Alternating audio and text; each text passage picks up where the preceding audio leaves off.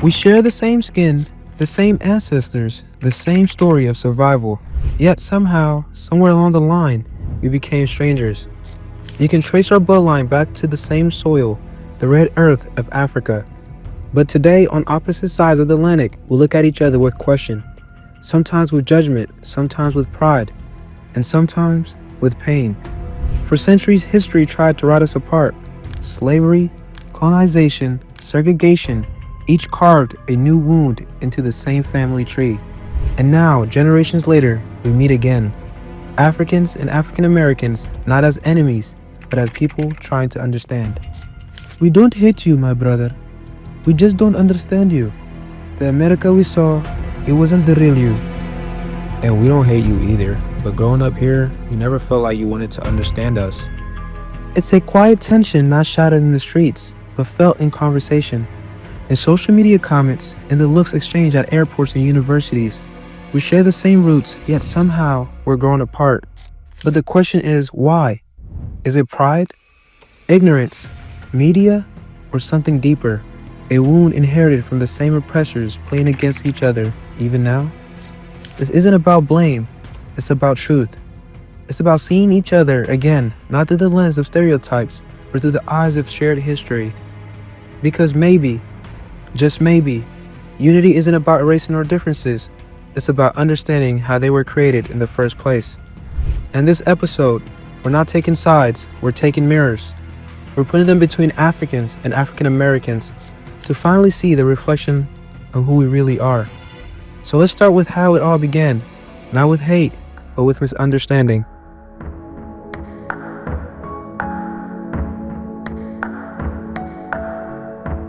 For many young Africans growing up in the late 90s and 2000s, America wasn't just a place, it was a movie. We saw it through the screens, through music videos, and through stories passed from one generation to the next. But what we saw wasn't the full truth. We saw gold chains and gun smoke. We saw baby mamas and broken homes. We saw rappers flashing money in neighborhoods that looked like war zones. And to the rest of the world, that was Black America. The media never showed the classroom success stories, the families building legacies, the artists, the thinkers, the everyday men and women fighting to rise above history. They only showed the struggle, never the soul. We don't hate African Americans. We just grew up thinking that's what America turned our people into, loud, violent, and broken. But those images didn't come from nowhere. They came from a machine built to sell an image of blackness that was dangerous, entertaining, and profitable. From Hollywood to hip-hop videos, from sitcoms to newsrooms, the same story repeated. Black means chaos. And those exported images didn't just shape how white America saw Black people, they shaped how the world saw them, including Africa. So when African immigrants first arrived in the US, they came with assumptions born not out of hatred, but out of miseducation. I thought America would be like the movies. I didn't expect to meet Black people who didn't want to be called African. And when African Americans saw Africans walk in with that air of curiosity or even superiority, it stung. Because they were tired of being the ones misunderstood, tired of being judged by people who didn't live the struggle. You saw our music and our pain, but you didn't see the system that made it? You think we chose this? It's the irony of modern history. Africans and African Americans both became victims of the same lens. One side portrayed as helpless, the other portrayed as hopeless, neither given the full story. But the truth is, those images never told the whole story. They were fragments, reflections in a cracked mirror. And to understand the divide, we have to go beyond the screen, to where the pain became personal, or misunderstanding turned into memory.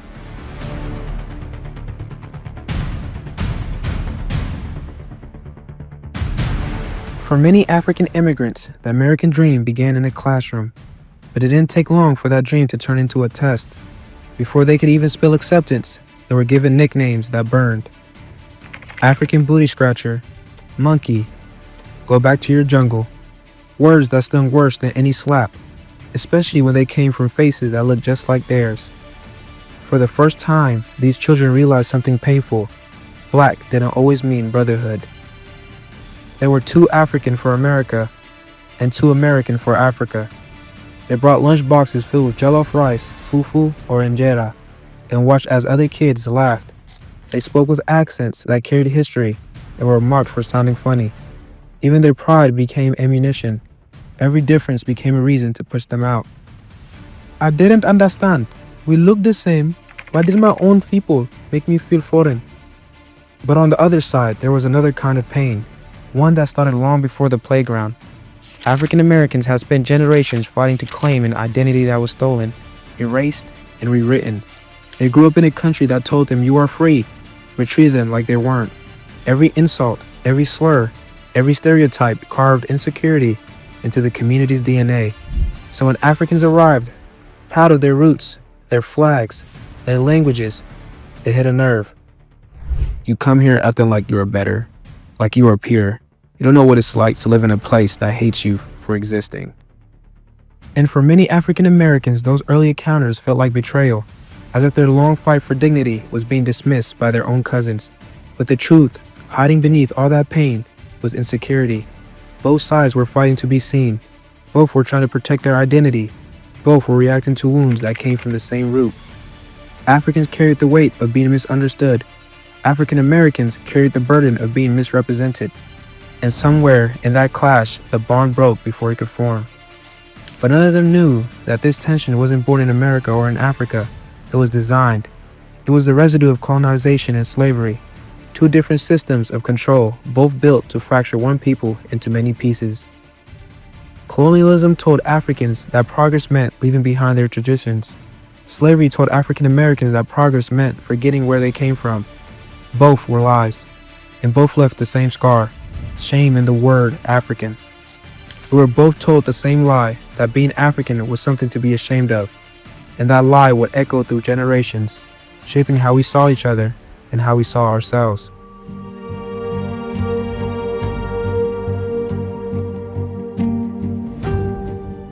Imagine losing your name, your language, your memory of home.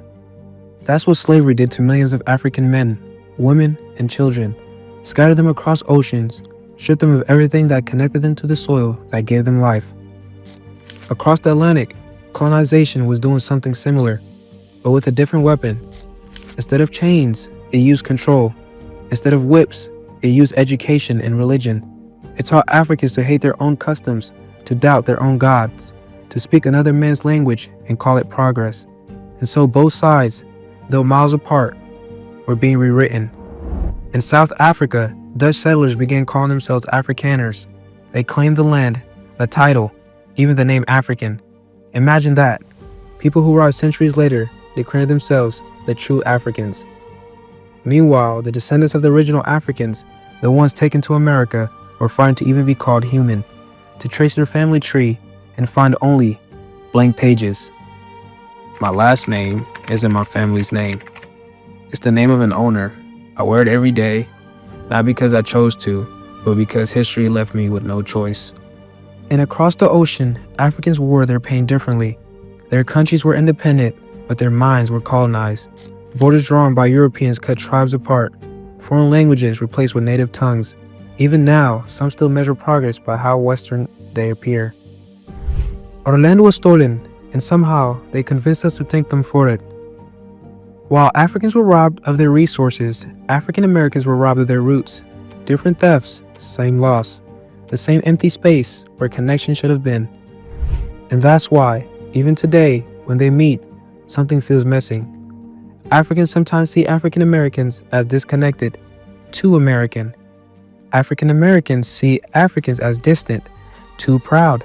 But both are looking at the reflection of the same wound. The tragedy isn't that we forgot who we are. The tragedy is that we started believing we were separate stories, when really, we were two halves of the same one.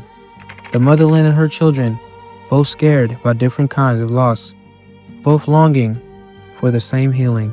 And that healing began to take shape, not in Africa, but in America, through the voices that refused to be silenced.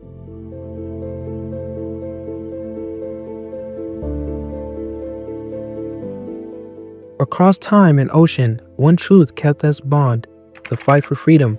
Different lands, different struggles, but the same spirit refusing to bow. In America, black men and women marched with nothing but faith and courage, facing dogs, fire hoses, and bullets just to be treated as human. They spoke of equality not as a dream, but as a debt long overdue. And the world watched. Dr. Martin Luther King Jr. preached peace in a world that hated him for daring to dream. Malcolm X roared truth to power, reminding black people that their history didn't begin in chains. Rosa Parks refused to move, and in doing so, moved the world. These names became more than American heroes. They became symbols reaching far beyond the shores of the United States. When we saw Dr. King on the news, we saw ourselves. His dream gave us courage to rise against our own oppressors. From Ghana to South Africa, from Nigeria to Kenya, the courage of African Americans lit fire across the continent. It reminded colonized nations that freedom wasn't a gift, it was a right. When Nelson Mandela stood behind bars for 27 years, he didn't stand alone. He carried the legacy of every black American who had ever been beaten, jailed, or killed for daring to speak truth. And when he finally walked free, the world felt the echo, not just of South Africa's liberation, but of shared victory. Many Africans today walk through open doors that were built by the sacrifices of African Americans, doors of visibility, dignity, and global respect. The world began to listen to African voices because African Americans first demanded that they listen to black voices. And in return, Africa gave something back, the reminder that being black wasn't a curse, it was a connection. Through music, culture, and ancestry, Africa whispered, "You are not what they say you are. You come from kings, from builders, from storytellers." When I found Africa, I found a part of myself I didn't know was missing. It's easy to forget, but this bond between Africa and her children has always been more than DNA. It's spiritual, it's emotional, it's the echo of survival, passed down through rhythm, through language, through the way we move and speak and love.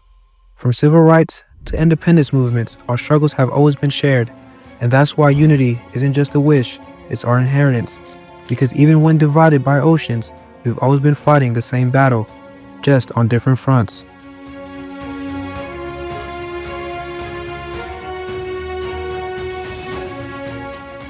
Somewhere between conversations and confrontation lies the space where misunderstanding grows. This is where the labels start, the whispers, the judgments. Africans look at African Americans and say, "You have every opportunity, yet you don't use it." African Americans look back and say, "You come here and think you're better, but you've never lived what we lived." Two truths, two wounds, one divide. We come from places where there is no safety net, no government help, no excuses. If you don't grind, you don't eat. So when we see you with opportunity, we wonder why you don't push harder. And when we see you come here acting like America is a fair game, we want to laugh. Because we've been here. We know the system isn't built for us. You think it's just about hard work. It's about surviving a game that's already rigged. They are both telling the truth, just not the same truth. Africans see America through the lens of opportunity. African Americans see it through the lens of history. One was raised on the promise that hard work brings success. The other was raised in a country that said the same thing, but never meant it for them. When you've grown up with scarcity, you chase every chance like it's life or death. When you've grown up with systemic barriers, you question if the chance was ever real in the first place. So when Africans call African Americans lazy, it's not hatred, it's misunderstanding. And when African Americans call Africans arrogant, it's not jealousy, it's exhaustion. Both sides are tired of being judged, tired of explaining themselves, tired of being told they are the problem. You think we don't hustle? We've been hustling for centuries, just to breathe, to vote, to exist. And we've been hustling just to escape poverty, to build something out of nothing.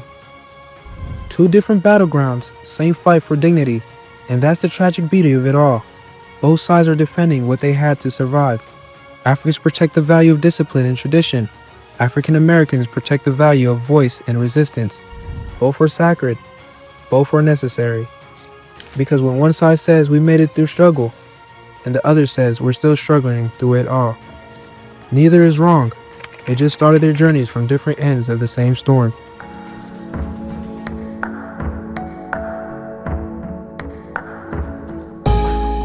Every mindset has a birthplace, and if you trace ours back far enough, you'll find two roads, both paved by struggle, both leading to survival. For African Americans, survival meant learning how to exist in a system that was designed to erase them. Every generation had to calculate how to stay alive in a country that feared their skin. The rules were never written, but everyone knew them. How to speak, how to walk, how to smile without seeming threatening. Survival became a strategy, not a choice. For Africans, survival meant endurance of a different kind. Colonialism ended, but poverty and instability remained. They grew up seeing parents hustle, governments fail, and hope depend on hard work. To survive meant to excel, to become something, anything, that cannot be ignored.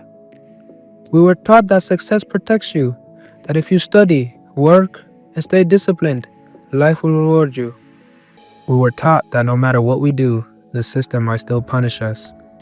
One learned to run towards opportunity, the other learned to survive despite it. And both looked at each other through that lens, never realizing that history, not personality, built those perspectives. So when Africans arrive in America, they often wonder why the people who fought for freedom still seem angry. And African Americans wonder why the people who escaped colonization act like racism is just an excuse. Both are reacting to systems they didn't create, but were forced to live inside. Generational trauma doesn't look the same everywhere. In America, it looks like mistrust. In Africa, it looks like overcorrection. One fears failure because the world is watching. The other fears trust because the world has betrayed them too many times. But beneath both fears lies the same question. Are we enough? Are we enough to rebuild what was stolen? Are we enough to lead without imitating the West? The truth is, yes, we always were, but we were never told that. Because the real enemy was never each other, it was design. A design that took Africans from their home and told them they were nothing. A design that told African Americans their home was gone and that they should hate what they came from.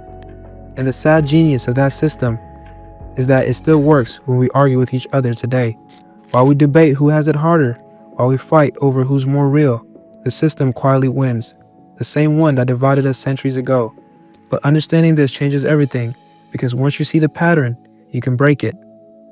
We can't rewrite what happened to us, but we can decide what happens next. We can stop playing the roles they gave us and start building the future our ancestors dreamed of.